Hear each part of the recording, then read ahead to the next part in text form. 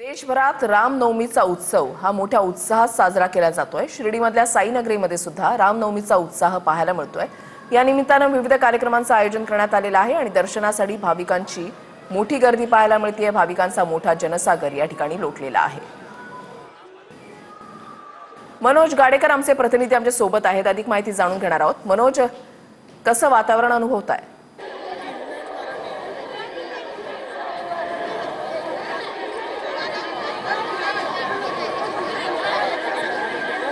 वृषाली, खरं बघितलं तर मोठं भक्तिमय वातावरण जे आहे ते शिर्डीत पाहायला मिळतंय आणि आपण बघू शकतो ही जी अलोट गर्दी झालेली आहे ती पहाटेपासूनच झालेली आहे आणि भाविक जे आहेत ते आज साईबाबांचा अभिषेक करण्यासाठी त्यांनी आणलेलं जे गंगाजल आहे त्या ठिकाणी देखील मोठ्या रांगा लागल्याचं पाहायला मिळतंय। रामनवमीचा उत्सव असल्यामुळं साई मंदिराला भाविकांच्या देणगीतून आकर्षक अशी फुलांची सजावट करण्यात आली आहे, विद्युत रोषणाई देखील करण्यात आली आहे आणि हा मुंबई येथील द्वारकामाई मित्रमंडळाच्या वतीनं प्रवेशद्वारावर उभारलेला भव्य असा देखावा आहे जो भाविकांच्या आकर्षणाचं केंद्र ठरतोय।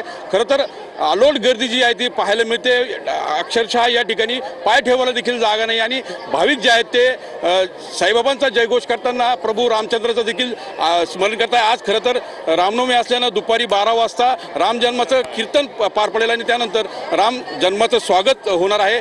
आज रथाची जी मिरवणूक आहे साईबाबांच्या ती गावातून निघणार आहे। त्यासोबत मुस्लिम आणि हिंदू धर्माचं जे प्रतीक आहे, ऐक्याचं जे प्रतीक आहे त्या निशाणाची मिरवणूक देखील आज पार पडणार आहे आणि एक मोठं उत्साही वातावरण जे आहे ते शिर्डीत दिसून येते। वृषाली, नक्कीच धन्यवाद तुम्ही दिलेल्या सविस्तर माहितीसाठी।